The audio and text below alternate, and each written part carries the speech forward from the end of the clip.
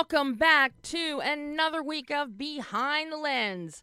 I'm Debbie Elias, film critic, creator, and host of Behind the Lens, where we go behind the lens and below the line with all of those movers and shakers, the film and TV makers, the producers, the directors, the writers, the actors, the cinematographers, the production designers, the costume designers, the film editors, the sound editors, sound mixers, composers, those masterful VFX artisans and gurus. You name it, we talk to all of them. And I've been doing more talking with people. And hopefully you're going to hear two of my pre-recorded interviews today, as well as we've got a great filmmaker joining us, a director, JEFF CELENTANO, to talk about his new film, BLACKWATER LANE, psychological thriller, elements of crime factored in there, a slight tinge of horror that fits well with psychological thriller, practical effects. It's very Hitchcockian, and it's based on the best-selling book by B.A. Paris, BLACKWATER LANE. I have read the book when it came out some time ago, so I'm always curious when I read a book to see what the cinematic adaptation is. And I am very impressed with what JEFF has done bringing BLACKWATER LANE to life on the screen. For those of you who are fans of the book, I encourage you, see the film. It's currently available. It's on streaming platforms. It's on VOD, including Spectrum, which sometimes is behind the times. But it is really well done, and the fact that with just a few tweaks, it really does stay true to the novel. So I can't wait to talk with JEFF because there's so many fun elements in this film from a filmmaking standpoint that I want to talk to him about. But also, really bad week for Hollywood this past week. Pam is sitting in the booth and her eyes popped up. She looked up from playing her game on her phone.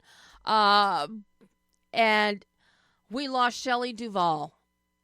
Everybody knows Shelley Duvall from The Shining, from Popeye. But my favorite productions that she not only starred in along with others, but she was the creative mind behind them, Fairy Tale Theater. Just wonderful, wonderful series of live action fairy tale. We lost her. Richard Simmons, the indefatigable. He's been missing out of the public eye for a while. He recently came back in on social media, doing a lot of Twitter posts and whatnot. We lost Richard. Richard Simmons was a personality larger than life. I first became aware of Richard Simmons thanks to General Hospital back in the late 70s, early 80s, when he introduced a fitness craze in Port Charles, and everybody was taking his fitness classes. Well, that fitness craze spilled over into real life, and eventually, Richard had his own talk show. He then did his, multi-million copy selling workout videos, Sweating to the Oldies, and popped up everywhere. I had the pleasure of meeting him on multiple occasions and speaking with him, and he was always just a delight. You could not walk away from Richard without having a smile on your face. So, sad news with Richard's passing. Then Shannon Doherty. She has been battling cancer of various types since 2015. She was in remission,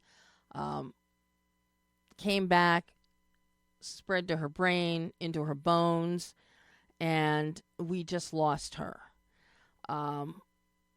such a force. And the way she battled and publicly battled and spoke about cancer and spoke about her journey, and really everything that you had heard about her over the years being difficult in productions on Charmed, on 90210, and other things, all of that, she really put to rest with her outreach and her podcasts over the past couple of years. So that just another gone too soon tragedy. And then late yesterday, another General Hospital alum that a lot of people aren't old enough to remember, James B. Seeking. He passed away at 90 from complications of dementia. But I think everybody knows him best from Hill Street Blues or as Doogie Howser's father on Doogie Howser. What an incredible career Seeking had on stage, on screen, big screen, little screen. Just, this has just been... And then we had some songwriters pass away as well. What, David Greenwood? Oh, Dave Loggins. He passed away. Somebody from the Oak Ridge Boys passed away. This past week has been hell on earth. And, of course, mixed in there, we had the... Huh? Who? Oh! And Pam just reminded me. Dr. Ruth. How could I forget Dr. Ruth? We lost her as well. This, and then, to have the whole shooting at the Trump rally on Saturday, this has been a hell of a week. I don't think we can go through another week like this. So let's hope that things turn the tide. And one of the ways to get out of a funk when all of these deaths happen is turning to entertainment, turning to music, turning to movies. And a lot of good ones, a lot of good movies out there. If you haven't seen it yet, it just opened on Friday. Fly Me to the Moon.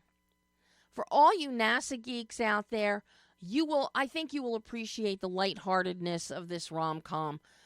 Channing Tatum, Scarlett Johansson, Woody Harrelson. It is such a fun movie. And I just encourage you to see it. It's light, it's bright, it's breezy, it's fun. And entertaining. Entertaining as can be. And, of course, Minions. We got Minions back for the fourth time. Okay, Pam's got thumbs up in the booth about Minions. I like Minions, too. But they have definitely, Minions, this is now 4th of July weekend, which is when the film opened. So they had a huge holdover for a second week. Minions are the true 4th of July champions, it seems, franchise champions. Consistently, 4th of July weekends, when a new Minions film comes out. Did you, all of the 4 Minion films together thus far, largest grossing animation franchise, $5 billion. $5 billion the Minions franchise has brought in at the box office. So, everybody likes those little yellow things that can't speak.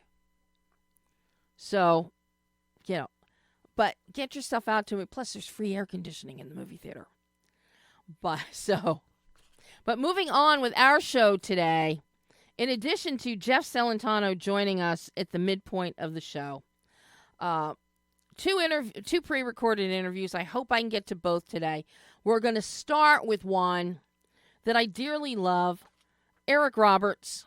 I've waited 42 years, over 42 years to interview Eric. Finally, we got to, for a very brief 10 minutes, because his schedule was so limited. I hope you guys, he's going for the Guinness Book of World Records here with how many films and appearances, TV shows he's been in. Right now, he's sitting at 820 roles, according to his IMDb. So I think he's got enough in him to get at least another 180 roles there and at least top out 1,000 performances to his credit. The film is called Lumina. It is a sci-fi thrill ride that follows 4 friends who are searching for a missing friend who was abducted by aliens. And she apparently is now being hidden in a DUMB. I kid you not, DUMB, which is an acronym for Deep Underground Military Base. So, they are desperate to find her. And what they do find, they head to the desert, and they meet up with a character named Tom, who is played by Eric Roberts. Now, the film Lumina, it has, I'm not going to kid you, it has some issues, written and directed by Gino McCoy. It's his first feature. The premise is really good. Some of the casting choices fall short. One in particular, the alien effects, the creature effects are fantastic, even though they do resemble a lot of Alien. Alien and Aliens, Sigourney Weaver. But you get a standout performance from a supporting player, Ken Lawson, who energizes and elevates and really saves a lot of the film. Once he appears on screen, he really buoys what has dragged you down. But the linchpin in this entire film is Eric Roberts. He's in one extended scene, people. But as Tom, he is the one who provides, he gives us the history. He gives us the story. He fills us in on the gaps that up to the point of his appearance on screen, you're really kind of wondering what the heck is going on. So Eric fills that in perfectly. His cadence, his dialogue delivery is delicious. His costuming, kudos to costuming and the production design of the set that he has for his quote-unquote compound. Absolutely outstanding. Shot on location in Marrakesh. And as you'll hear Eric talk about, it was his first time shooting there. He's in love with it. And the people there. But Eric really elevates the film and truly points us as viewers in the direction of where our thoughts should be going and the options for how this might play out. He cuts through the smoke and cuts through the empty spots as Tom. Just fabulous. Lumina is out now. I recommend seeing it. I would not pay full price. I'd go to a matinee price or watch it digitally. But it shows a lot of future potential for Gino McCoy. And, as I said, you've got a great standout supporting performance from Ken Lawson. And we've got some holes that happen in here, but the effects, the creature creations, Ken's performance, and Eric's, and that really buoys Gino's concept. So, instead of me prattling, take a listen to my exclusive, albeit short, 10-minute, 8-second interview with Eric Roberts talking Lumina. How are you? I'm great, Debbie. Thank you. How are you doing today? I'm thrilled after 42 years, finally getting to speak with you. You waited 42 years to speak with me? My entire career as a critic, I have waited to speak with you. So It is so patient of you, and I'm so flattered. Thank you. Well, I have just admired everything you've done. And the fact you've only been in 820 films and shows so far in your career. I'm waiting to see you hit 1,000. Oh. We'll get you in the Guinness book then. I have to say, the appearances that you have in everything, I love how you select roles, especially the past few years. You get in, you get out, but you always pick a character that is key in some manner to the story. It's not a throwaway character. And that's exactly what Tom is here in Lumina. You were a breath of fresh air to me in this film when you appeared on screen. And the dialogue that you have and the importance that you have in defining this story for the audience, I cannot underscore how fantastic that is. That is so nice of you, doll. Tom, being a former government employee, he's a very bright. He's probably top of his class. But what I like best about this guy is as smart as he always has been. He knows where all the economic bodies are buried. Mm-hmm. He knows where we can trace back to all the understanding of why we want to understand alienation, as it were. And you know, he's not a soft banana, but he is a bit of a showboat. So we don't know, if we're a white collar guy, we don't know if we trust this kind of guy. But he's also a white collar guy incognito, so it is what it is. Yeah, and just watching you is really a master class in a meld of cadence and delivery and physical expression.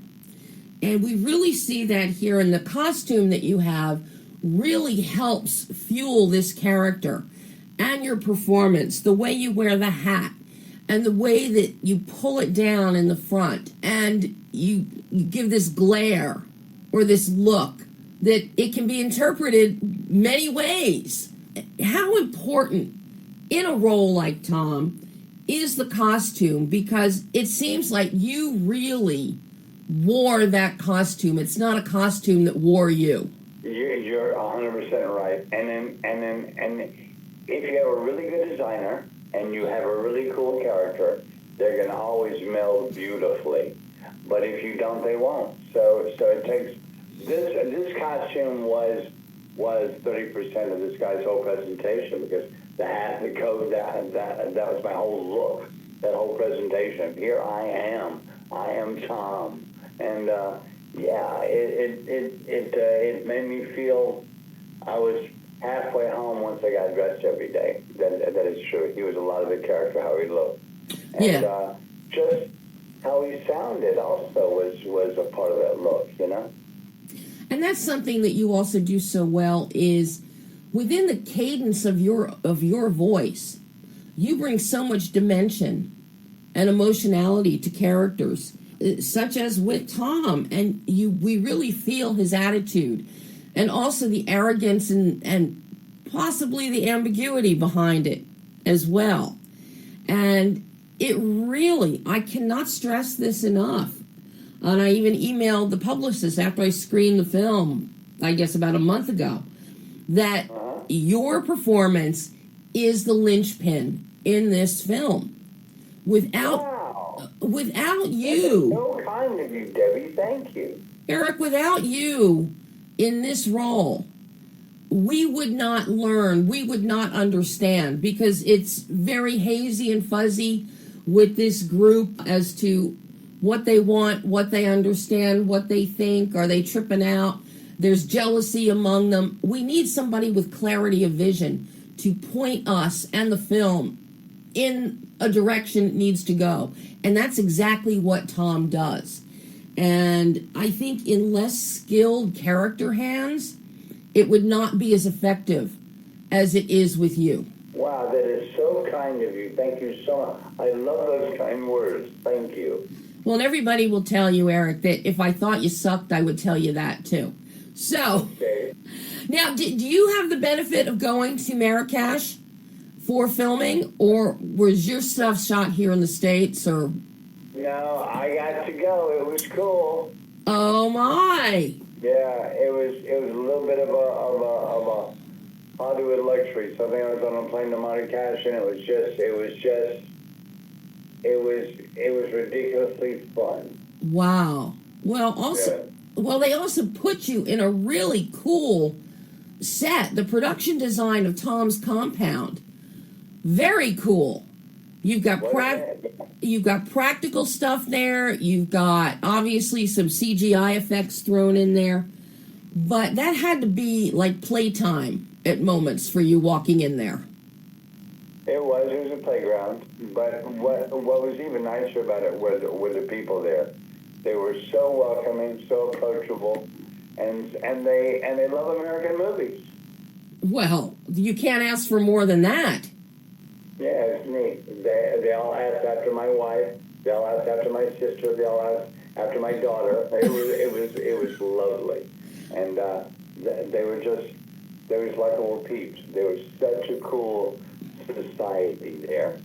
Now, was this the first time that you've shot in Morocco or Marrakesh? I've been to Morocco a couple of times. Once I did still photos for a magazine there, but no, that was my first shooting there. Yeah. Wow.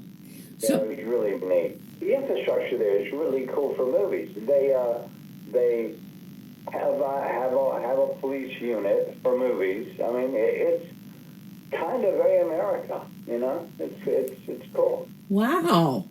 So I'm curious, Eric, at this stage of your career, with the vast number of roles and different types of roles that you have played, what is it that you look for when a script comes to your desk? Here you got Gino as a writer-director. This is his first narrative feature film that he's directing. What speaks to you and makes you say yes to a role? Is it on the page? Is it the director? What is that process for you? Well, to be really blatantly honest with you, it's a little bit different every project just because of that day of the week, how we got it, who we got it, blah, blah, blah. But my little factory at home is this. I have these two readers who read all the scripts. They write synopses. I read the synopsis. If I like a synopsis, I will then read the script. If I like the script, I will tell my wife, make the deal. My wife is the boss. My wife runs the show. And we also have an agent, Peter Young, and because you have to have an agent in order to have a contract. It's just how the union is built business-wise. So she works through this agent, and I say yes to projects sometimes just based solely on the character, sometimes based solely on the director, sometimes based solely on the fact it's a student film with a really good script that I think can really start somebody's career, and my wife talks to them and loves them as a person. So Eric, go make this movie. Sometimes it's just they call me like say for Sly's Expendables. Hey Eric, come be my bad guy. Okay, and it all depends on what it is and how it comes about. And sometimes it's, what is this script? Let's say we don't know. It just got sent to us. Well, it's just fantastic.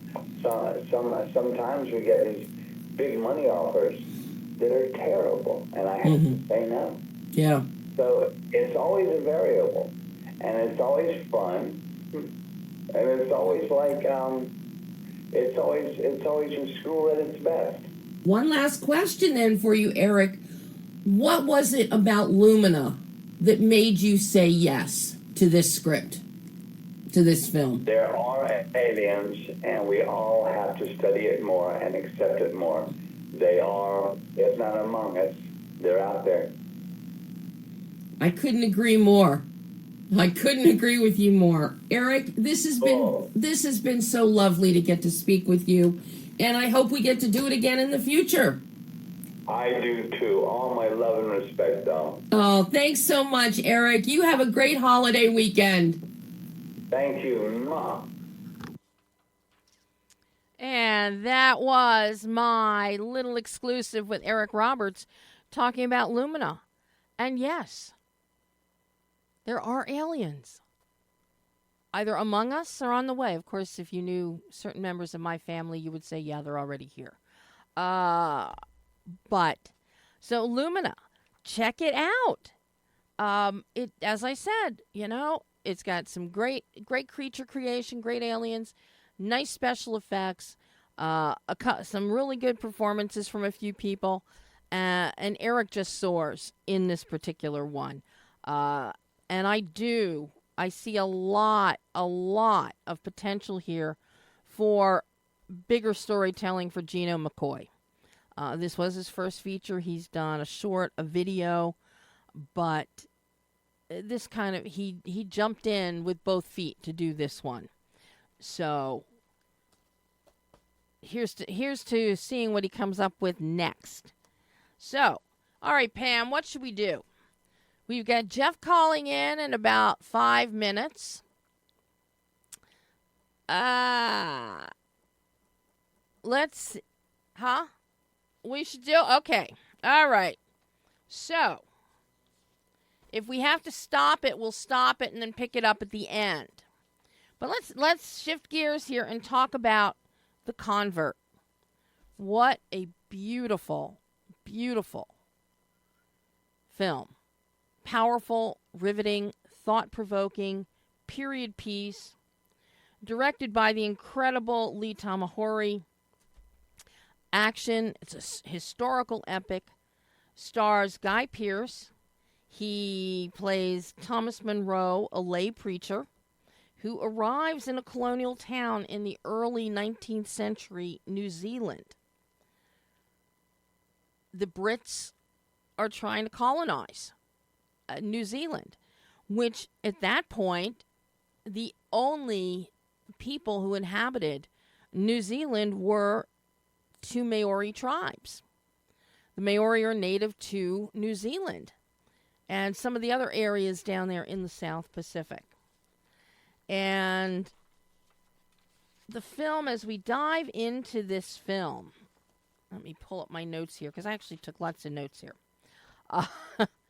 Written by Michael Bennett, Shane Danielson, and Lee Tamahori.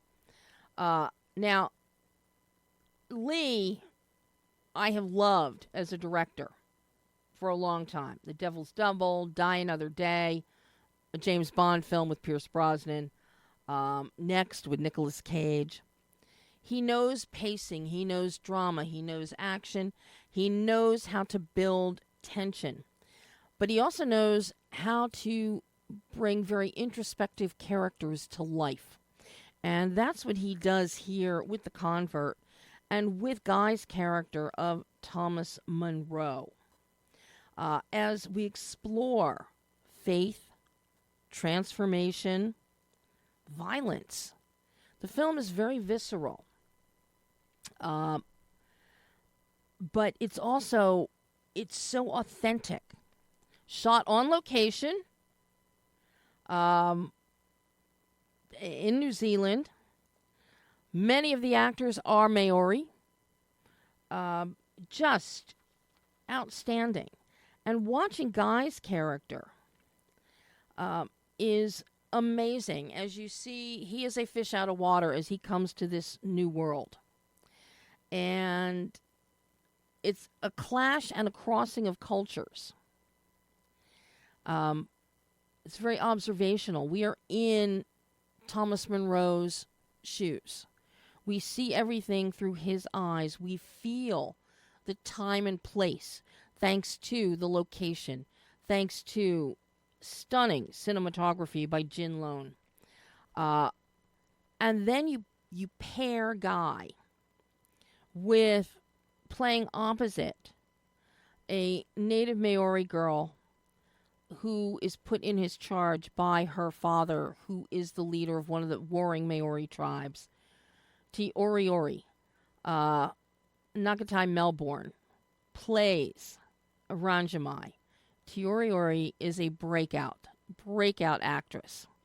I cannot wait to see more of what she does in the future. She goes toe-to-toe with Guy. He more or less, his character Thomas mentors her.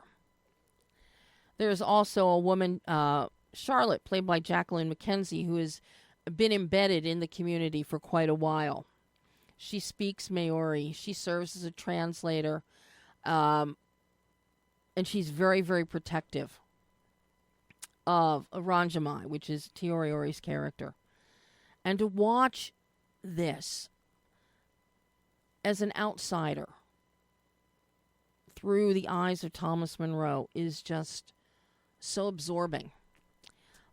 It is truly an experience watching this film. And having given you that great lead up, and we will come back to The Convert and my interview with Guy. But now I'm going to change it up on you, and I'm going to switch gears because we've got Jeff Celentano on the line. So I'm going to bring Jeff on now. Welcome, Jeff. Hi, my dear. It's a little bit hard to hear you. Uh-oh. Hard to hear? There you go. Now I got you. That better? Okay, Pam's pushing dials and things. Blackwater Lane. I got to tell you, Jeff, I read the book when it came out. Wow. B.A. Paris's book. So I was looking forward to this. As I said at the top of the show today, I love to be able to see a film when I've read the book. Because when you read a book, you have everything imagined in your head. The descriptive nature, the words, the sounds that are described on the page. You've got a running cinema in your head as you're reading something. At least I do. And Sure. with very rare exceptions, one of the only books I ever read where everything that I imagined in my head, saw in my head, I saw on screen when the film was made, was Thomas Harris's Silence of the Lambs. That is probably the most perfect adaptation I have ever seen from book to screen. Yeah, I'd have to agree with you on that one. Yeah. There have been a few others that have come close, but nothing like that. Blackwater Lane, you come damn close, Jeff. That's good. Everything that I saw and heard in my mind's eye, you delivered on screen. You've got a few minor changes, which work because of the actors that you have. We're set in Britain, but instead of having British characters, we now have our main characters as being American expats. That works fine. Right. That's minor. That's a throwaway. That's a no-brainer. But in order to get people like Minka Kelly, Dermot Mulroney, Maggie Grace, you're going to make that little shift. And I think every moviegoer who has read the book is going to say, oh, yeah, that works. That works really well. Oh, I hope so. That was a worry of mine. I think it works great. I didn't give it didn't even give it a second thought, Jeff. That's fantastic to hear, I got to tell you. Let me just put my speakerphone on because my headphones are not, they're giving me an echo. Uh-oh. There. I think that's a little bit. Is that better? Yeah. Okay. For sure. All right. I still got an echo. Uh-oh. Really weird. Everything I say repeats back to me. Uh-oh. Well, I know nothing's repeating on our end or going out live echoing. It's like it happens sometimes, very rare, but it happens. it's doing it now. Uh-oh. Well, let's see if we can get through this then without too much interference on your end. No worries. How did this story come to you? The script is written by Elizabeth Fowler. Had you read the book first and sourced this out, looked for it? No. Tell me how this came to you. I just finished. Wow, it's so hard to do with this echo because every time I speak, it repeats it right back to me. Well, it seems to have stopped now. Okay, perfect. Moving on past that. So I had just finished The Hill with my producing partner, Warren Ostergaard, and he said he has a person he knows in the business, Liz Fowler. She has this project. We should look at it. And so I'm always trying to. I used to always be the kind of director that wanted to become somebody that was extremely versatile, that the studio couldn't put into a box. It's not really the way the studios work. They don't like you when you do that. But I was kind of a rebel in my younger days of filmmaking. I'm a little bit more savvy now and understand that I got to kind of stay in my lane a little bit. But I just stepped out after The Hill. I stepped out to do this little movie in between another picture I had. And I read the script. I liked it. I read the book. I liked it. I thought I could make this into a really scary movie. I could make it, I felt scarier than the book. I mean, more intense because you're putting it into a 2-hour window or an hour and a half window. And so I just wanted to do it for the challenge. And then I was told we had to make it in America, and we were looking at Georgia. And then all of a sudden I said, we even looked at Iceland at one time. And I said, why don't we go to England where the book takes place? So everybody kind of went, that's a great idea. So we started looking into the expense of that because originally nobody wanted to do that because they thought it was too expensive. And when we got to, break it all down in England and look at all the different, costs and tax credits and things like that, it just made sense. So I searched nonstop for that house in the movie. My location guy, when I got to England, disappeared, and I had no location person. So myself, my DP, and my wife got in a car that we rented ourselves and couldn't wait anymore. We got tired of waiting for someone to help us. And we just got in the car and started searching that part of the country that we shot in, Essex. And we shot near the city of Norwich. And we found this incredible mansion. And as I was driving down the road to go into the property, I said to everybody, turn around. Just turn around, to my DP. Let's get out of here. This is ridiculous. This place looks like Remains of the Day or Downton Abbey. I mean, nobody's going to buy that this is a couple that inherited a house, And they said, no, Jeff, you know how it is. You got to go in and look at it. Just go in. So I said, okay, this is ridiculous, but I'll go in. And as I walked in the front door, I couldn't believe it.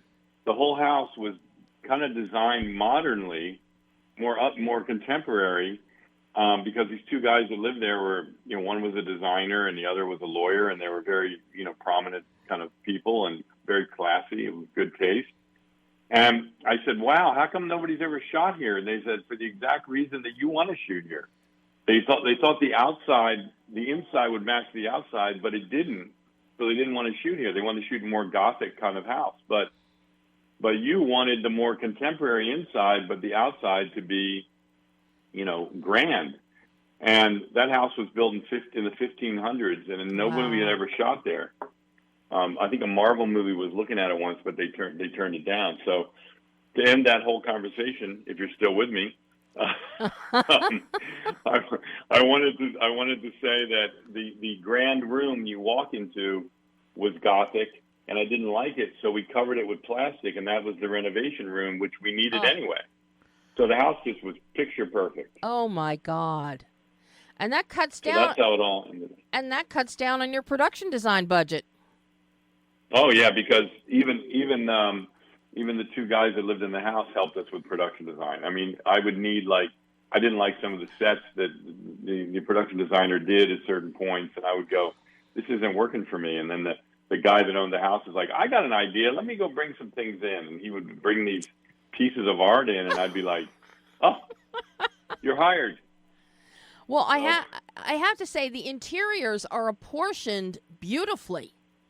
The set dress is really beautifully done, but I love the design, the structural design within the house, and such as the kitchen, the living room, and of course our plasticed off renovation room. But I love it all because it also gives you and your cinematographer Felix Kramer, it gives you so much to work with in terms of the cinematography, the lighting, and the lensing, because Felix could really get in there with the way the furniture is placed, with the doorways, the hallway, and really build upon sparser lighting, using negative space, which is used beautifully, creating some delicious inky blue-black darkness that works so well when the lights go out. Just fabulous for giving us that creepy thriller vibe. Is our poor heroine played by Minka Kelly. Is Cass going crazy? Is she a nut job? Are there Right. Are there things really happening in the house? Yeah, I had someone in the beginning of the film when I was looking for a composer. I had a composer watch the film in the rough cut version, and he said to me, "Jeff, you really got me, man." I was on the edge of my seat the whole time, and then I thought the movie was about mental illness. I thought it was about somebody who was going senile, who was losing their mind, and I never knew what they were seeing was real or not real, but I actually believed it was not real. It was in her head, because I really thought you were making a movie about mental illness. And then it comes to the end, right before the big twist, when she does something I can't talk about, I don't want to ruin it, but when she does something, he said, "Oh my God, this really is about mental illness," and she's, done this thing.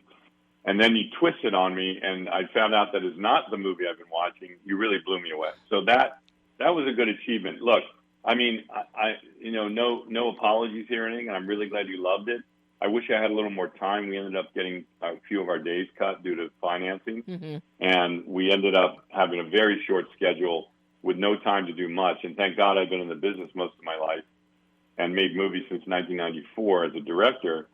I've done enough movies to know how to make things work in a quick way and also make them big and look expensive. And so that's all I focused on, was making sure the acting was fantastic.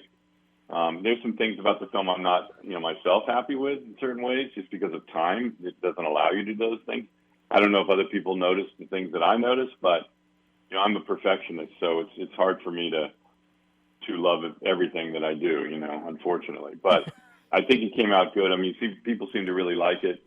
There was some sound work done that I wasn't a part of that, I'm not 100% excited about, but you probably know what I'm talking about in certain places. I do. But yeah, but that was not me. I just want to say that, overall, I'm really happy with the film, how it turned out for the time we had and the financing we had. But yeah, I mean, I would love to make another one like it, that's for sure. Now, were you shooting night for night, day for night? Because a lot of this takes place at night. Some of the key aspects of the film take place at night. So, and night shoots. We never did day for night. We shot nights and we shot days. And my AD that I brought with me, he's a genius. He's amazing at flipping schedules and keeping everything within the union rules for SAG and the DGA, and he's just an amazing guy. And without him, it would have never happened. No way. Now, when you sat down with your DP, with Felix Kramer, were you guys shot listing and storyboarding a combination? Yes. And either or both? I figured you probably were, because of the very nature of the images and what's happening, particularly inside the house. Because you really need to have a feel.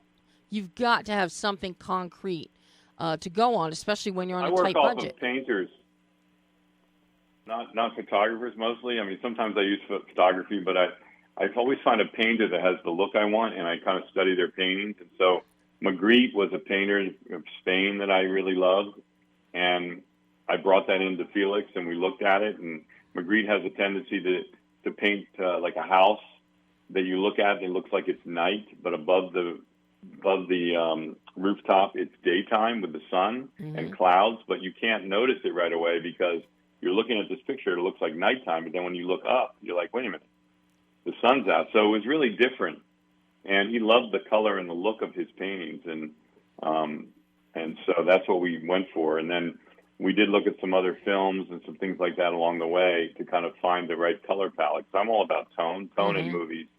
Color and feel and look and everything is really important to keep a consistent tone. Yeah, and the tone is so important in this film. And the ambient color palette defines that.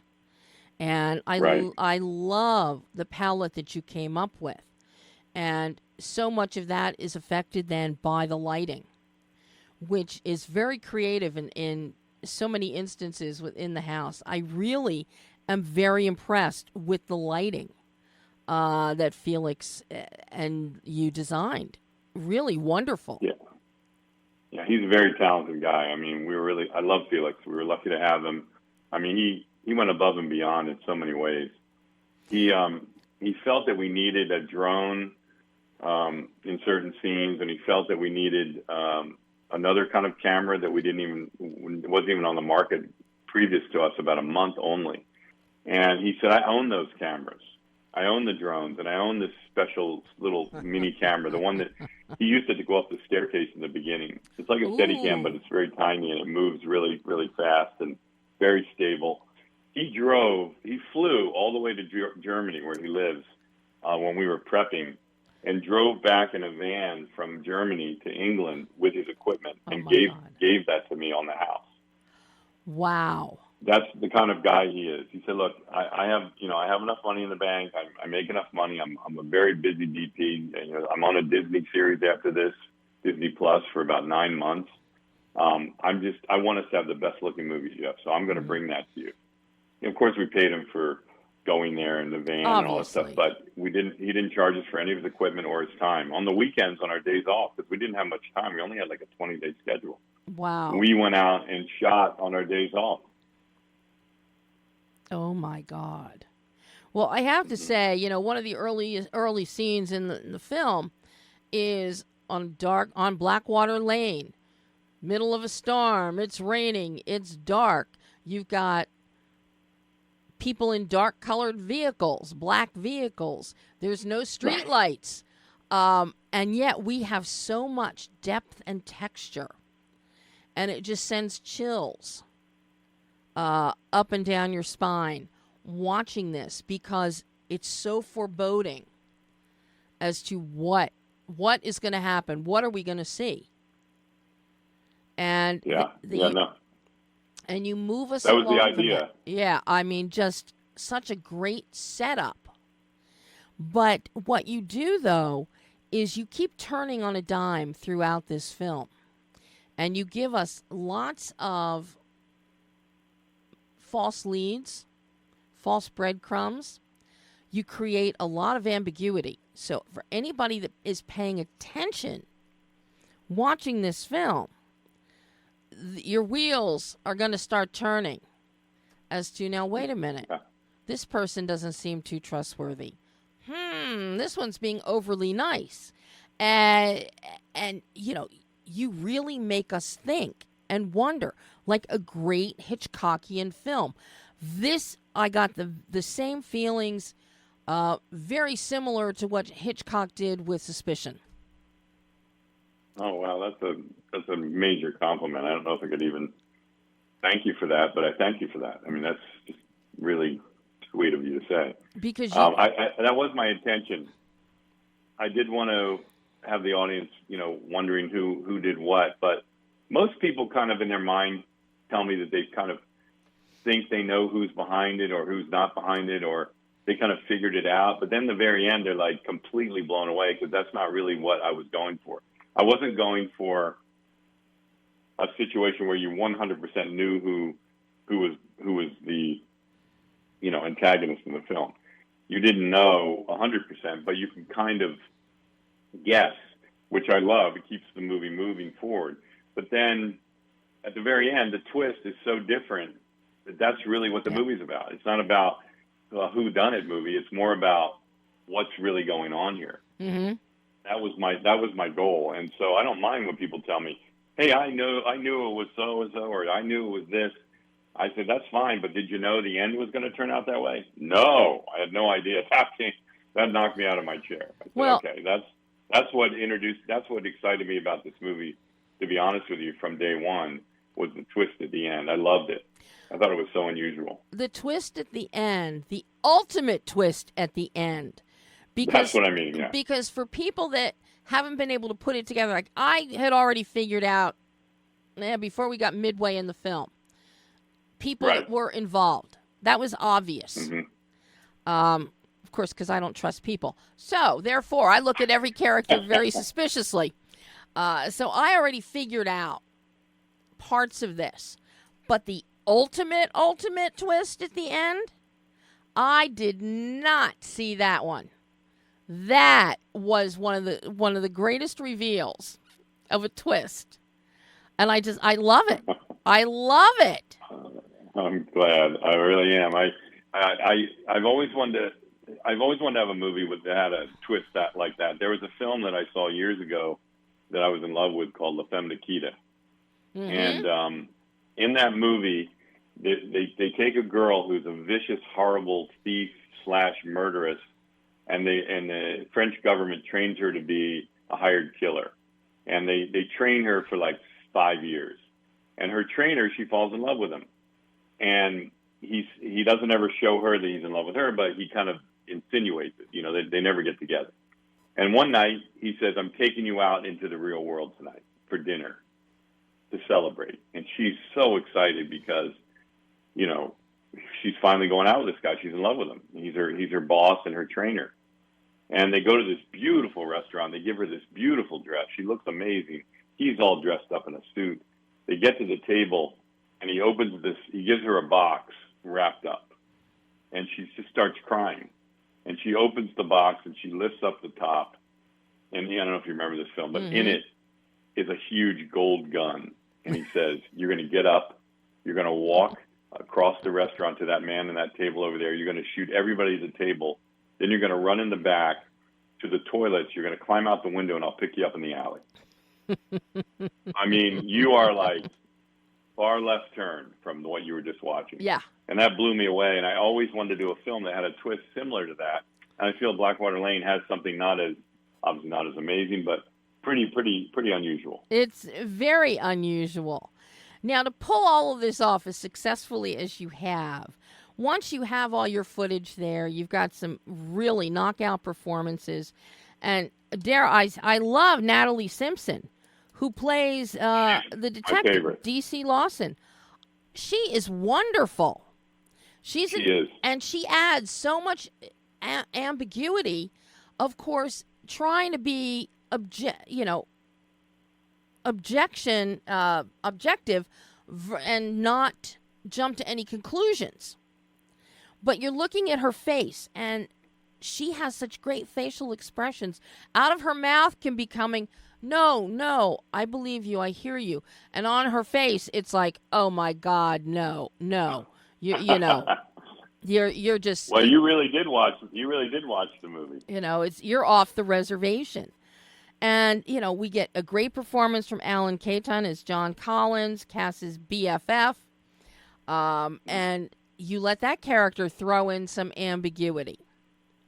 And then a real standout is Judah Cousin as our lovelorn student in love with his teacher, Cass. Yeah, you know, you got to have one of those. You got to have one. Yeah. But he is adorable. But he has a little creepiness to him, like a stalkery creepiness. Like when when he walked in the room, I saw it right away. I said, "This is the kid. He just has that ability." Look, there wasn't a lot of kids that were at that time. There was like a big a school had let out in England. There's like almost like a summer vacation in America, and a lot of the actors had gone away on vacation, and we only had a handful of actors to choose from.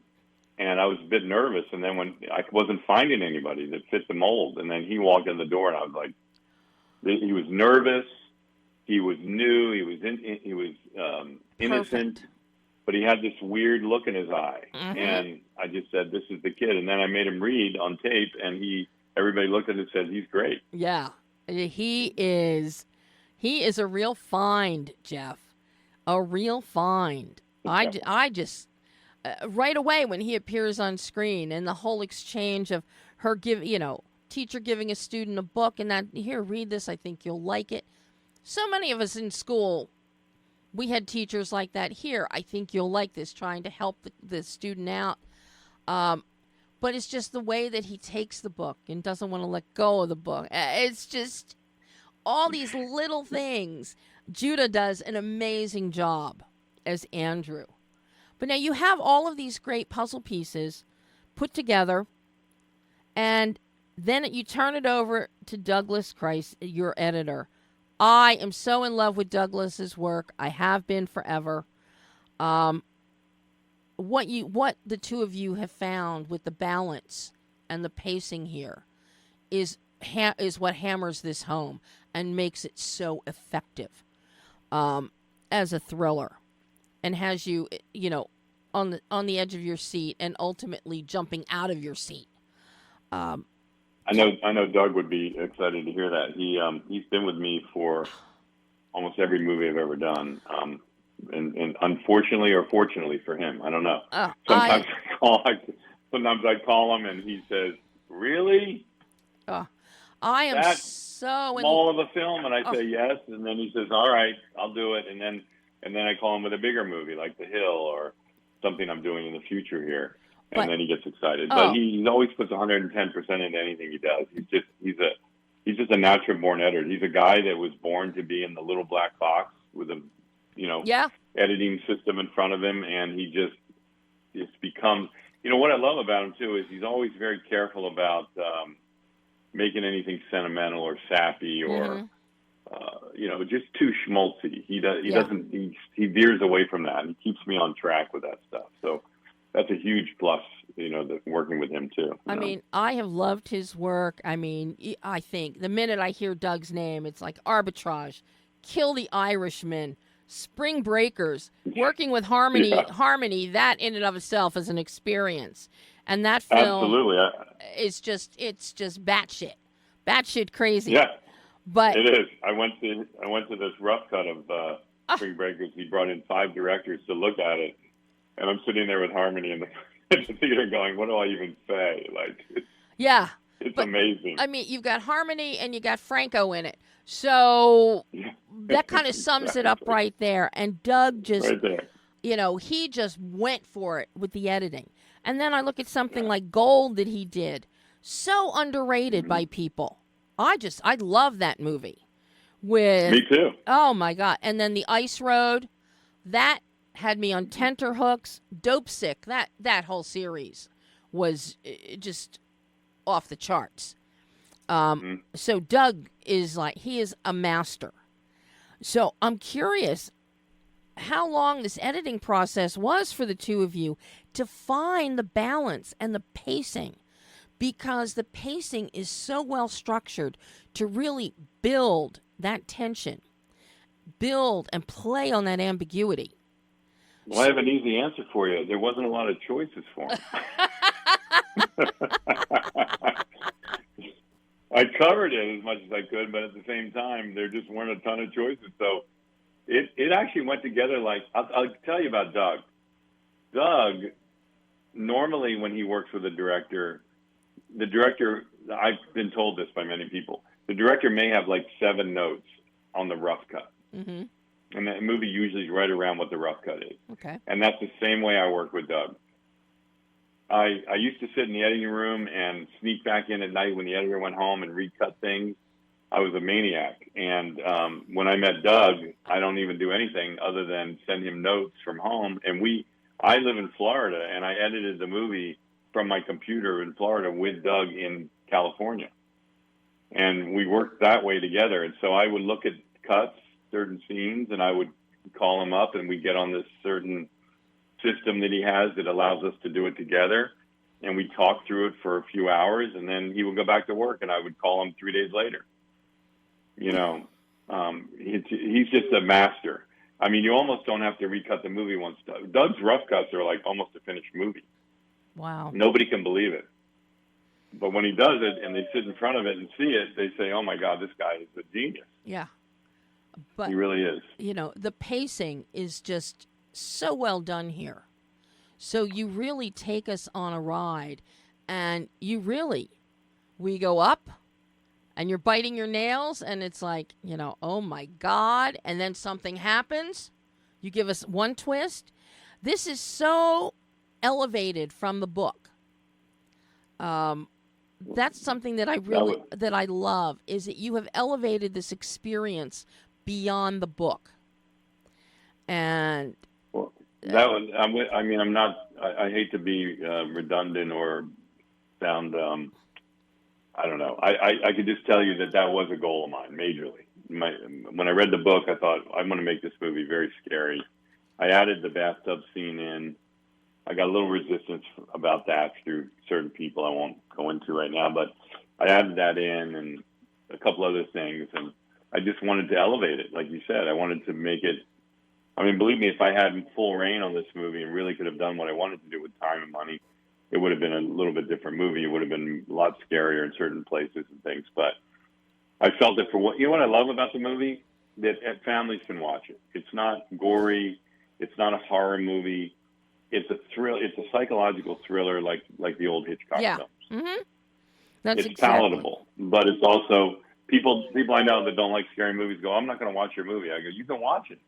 You'll be scared. You may not want to go to sleep alone at night, but you're not going to be grossed out or horrified or feel like you shouldn't have watched it. Yeah. And that's the best review I can give it to people. You know, you don't need blood and guts and gore to be scared out of your wits. And it's that whole, Hitchcock had said, what you don't see is a lot scarier. And this is where your renovation room really plays in. What we don't see, what we imagine, what, other people might be imagining. That's a lot scarier. Oh, yeah. So you don't need the blood and guts and gore. Now, the last piece of your puzzle here is actually Nathan Halpern's score. I'm a big fan of Nathan's. Emily the Criminal, from Emily the Criminal to like the Martha Mitchell Effect, and then I just watched Coup, that he also scored, and now Blackwater Lane. Nathan is very diverse as a composer, so I'm curious what you were looking for musically, because something that I'm so happy the two of you did not do, you did not have score leading us. Right. That does not happen here. The score is an undercurrent versus taking us and pulling us with a rope around our neck saying, okay, this is going to be scarier. Okay, you can breathe now. There is nothing worse with a score than when that happens. That was the idea. Although on these kind of movies, music is, as I told Nathan, it's hugely important. Yeah. It definitely, I'd say it's 40 or 50% of the movie. Yeah. Because you can have all these themes, but if you don't have the music that fits it, and truthfully, Doug does a temp score usually on the films I work on that lead the composer pretty much on a clear path.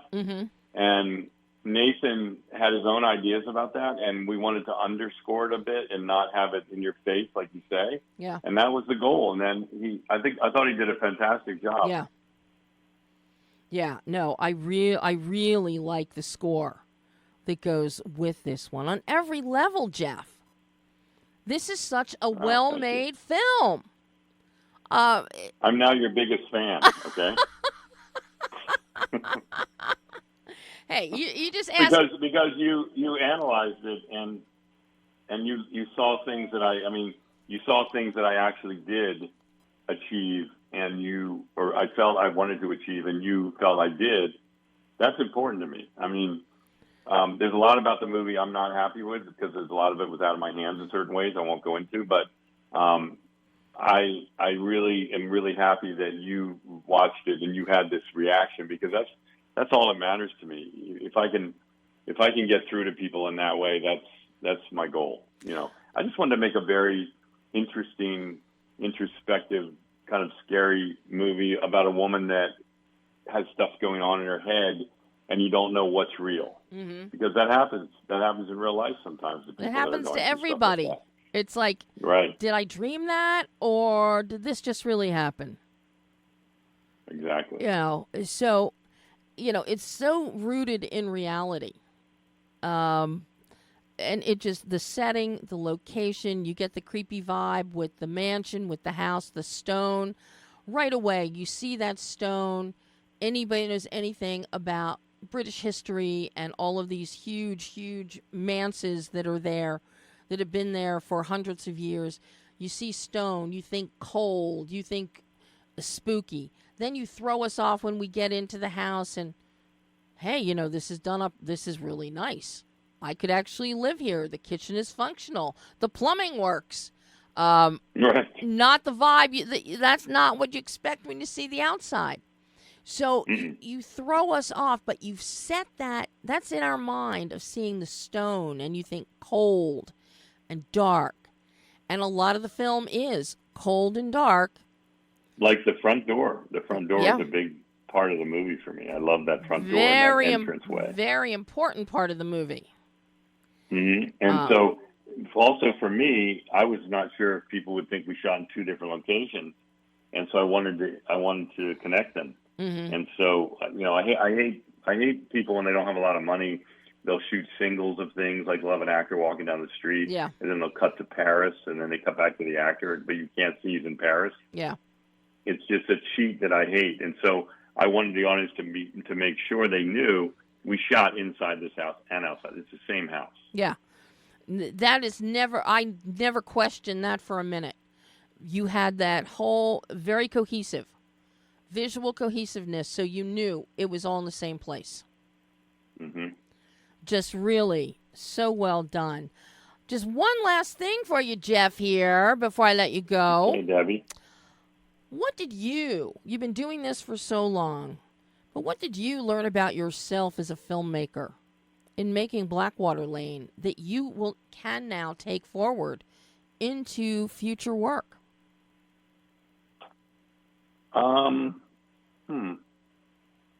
What I learned in Blackwater Lane, that I want to shoot in England again. Yes. Number one. Yes. That was one of the biggest things. Also, I want to do another movie like Blackwater Lane at some point, but even on a bigger scale. I would like to have more time and more money to really achieve what I think I can. I mean, I've always felt that as a filmmaker, as a person and a filmmaker, that I love every kind of movie. If I go to a scary movie, it's got to be real and scary. If I go to a romantic comedy, it's got to touch me in a romantic way, and it's also got to be funny and really well done. The acting's got to be good. It's got to be believable. All those things. If I do what my goal is right now is my company is focusing on only inspirational movies after I did The Hill. Uh-huh. That movie turned out really well, and it's taken me on another project that's huge. And I just want that kind of money and that kind of size to do another movie like Blackwater Lane. So to answer your one question, what I learned on that is that I don't want to do small movies much anymore. I just want a little bit more money. I don't need a ton, but enough to do the things I want to do and not be rushed. Mm-hmm. And that's what happens. And look, it's not a complaint. I mean, we all know going into it what we're getting into, but as a visionary and a filmmaker, I just want to be able to have the tools I need and the time I need, because a lot of people don't understand when you're working on a movie as a director and you come from an acting background, you're really about the acting more than anything and the characters. Yep. And so when you have no time and like Minka Kelly says, can I talk to you about the scene? I'll say, yeah, you have 5 minutes. I don't say that, but I mean, that's kind of what's going on in my head because we're behind schedule or we're on schedule, but we have a very tight schedule. Whatever it is, I can't give that actor that time they need. And people like Minka and Dermot and Maggie, they all know the drill. They've been there. Yep. So they know not to push the envelope too far on time. They're all pretty together on that. So, I would just like to have more time and money and do a movie that is another thriller like this, but something equally as unusual in the story. But I would like to have, just the tools I need financially to make it work, Well, just more time with the cast. Well, Jeff, here's to more time and money for your next one. I got to tell you. Thank you. But just like sitting with Minka and Dermot and Maggie and talking about the scenes, they were so into it. And when you hire actors like that, like Robert Altman taught me a great thing. One day, I was on the set of The Player. I did The Player with him, and that's how we formed a relationship. He was my mentor. And we're standing there, and Avenue Pictures came up, the executives, and they said, Bob, what an amazing job you're doing. You're so talented. You're a genius. And they walked away, and he looked at me, and he goes, what a bunch of BS.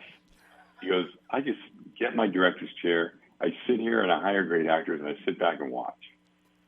That's what he said. And I knew that wasn't completely true, but what he was trying to convey to me was you hire great actors, and they already know their characters and know what to do, and you just have to guide them. Yes. A little, Oh, my And God. without those 3 actors, it would have been a different movie. Oh, yeah. Yeah. It most definitely would have been. Jeff, this has been so fabulous having you on the show and talking with you today. I hope we get to do it again in the future. I can't wait to see what you do next. Big one. I can't talk about it right now because it's kind of a secret, but it'll be announced in the trades in the next probably few weeks. Well, I will be anxiously looking for it to see what wonder you're going to bring us. Where are you located? In L.A. In L.A. Oh, you're in L.A. Oh, great. Yep. But this has been such an absolute joy. And as I said, I hope we get to chat again in the future. And absolutely. You're one of the most special people I've interviewed with, to be honest with you. Just based on your film sense and your film history, I can tell is pretty vast. So it was nice to talk to. You almost talk like you probably have been a filmmaker. I don't know. I have. I have. I mean, you know what you're doing. I try. Thank you so much. We all do. Jeff, you have a wonderful, wonderful rest of your day, and hopefully we'll chat sooner rather than later. Yeah, absolutely. Anytime. Thanks so much, Jeff. Bye-bye. Okay, bye. And that was Jeff Celentano, director of Blackwater Lane. It is out now. It is streaming. It is on VOD. See it. You'll enjoy it. And now we're going to shift gears back again, making Pam work today. And now I gave you the whole setup for The Convert and Guy Pearce's character. 19th century, 1830s New Zealand, Maori tribes versus meet English colonists. We've got Maori versus Maori fighting with each other. Maori not wanting English colonists there. Introspective, observational, crossing of cultures that really sends a message to everyone watching that there is a real need to listen, that a lot of differences can be resolved just by listening. So, take a listen to my exclusive interview with Guy Pearce talking about The Convert. Hi, Guy. How are you? I'm very good. How are you? Thrilled to be speaking with you again. Do you realize our last interview was in 2012 for Lockout? Oh, wow. I know. Wow. Very different film.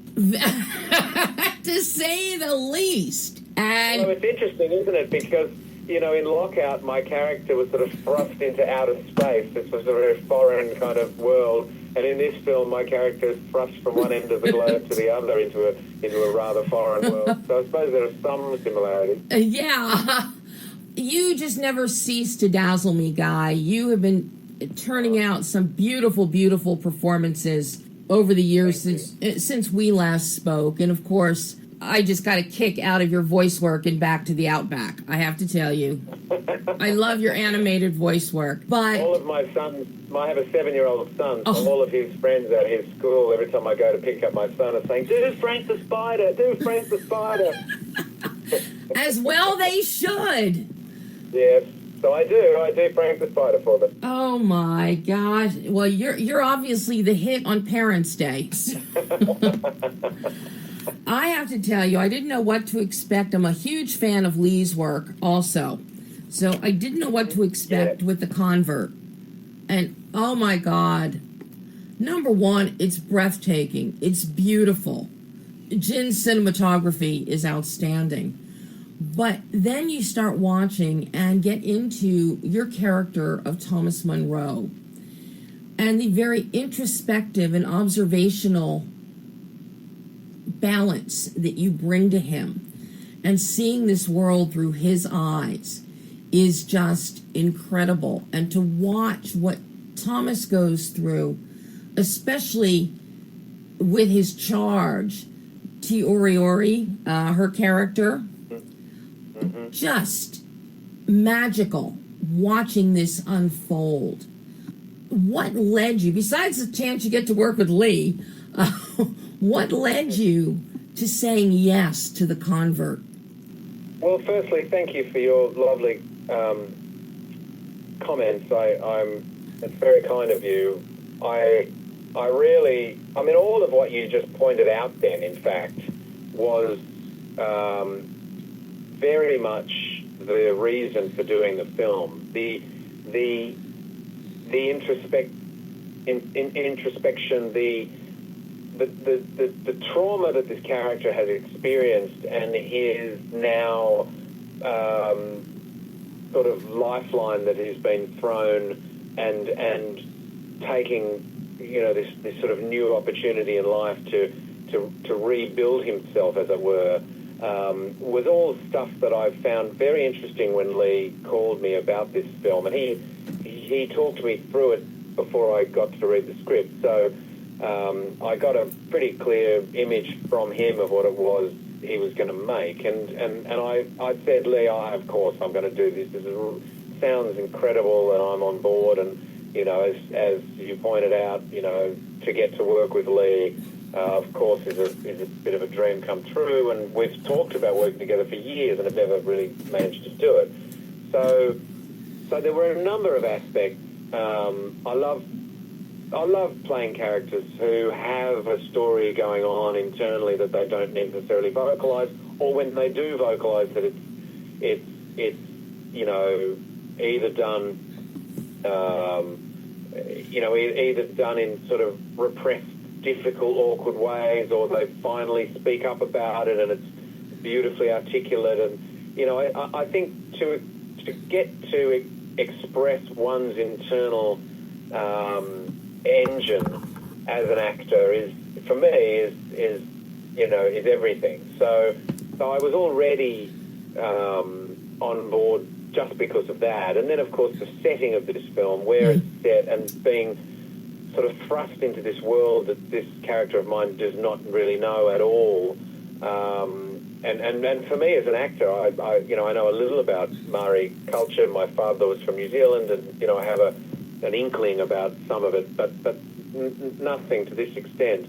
So that in itself was a wonderful and really inspiring part of this whole journey too. So there was a lot about it that really drew me in. It was one of those jobs where you just go, yep, no question, I'm on board. You've done a lot of jobs like that with characters that are very multi-textured, very complex. And Thomas he's very complex, and I love the range of emotion that you take us on.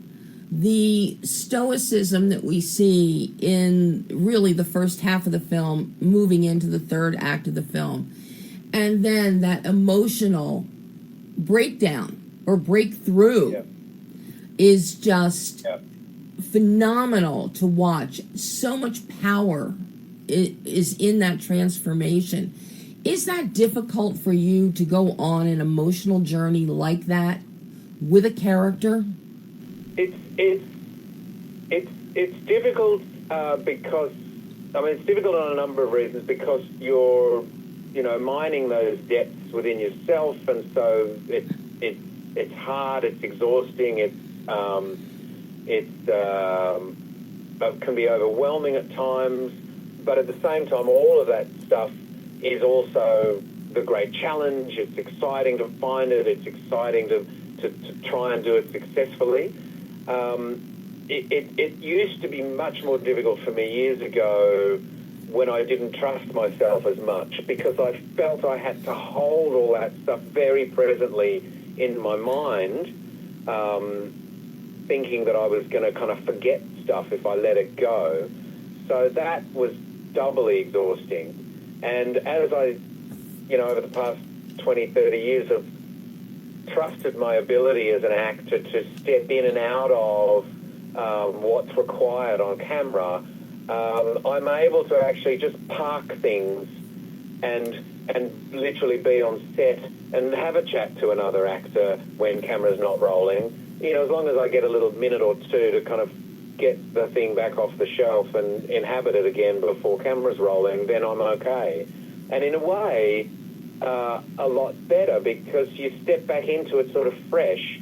Whereas in the old days, I would, as I say, sort of hang on to things for fear of losing it, and in a way wasn't necessarily any better, because maybe I'd sort of exhausted myself even off camera before I then got back on camera again. So I manage it all better now. So is it difficult? It's easier than it used to be, but it's difficult for the things that I initially said, in that you're going, right, I've got to dig deep here. I've got to feel some heavy feelings, which is fine. You know, I'm happy to feel those feelings, and I love doing it. I love trying to move an audience with deep emotions, because I do think one of the things that I find interesting about filmmaking is that we as audience members are carrying all sorts of stuff that we're either conscious about and are repressing, or we're not even conscious of.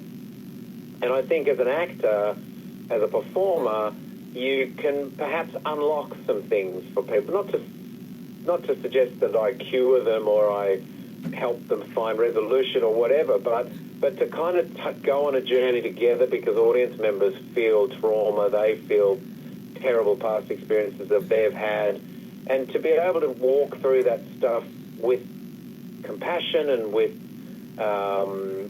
honour and with respect, hopefully enables an audience member to sort of do the same and perhaps have a bit of a look at themselves, even in the most subconscious or minimal way.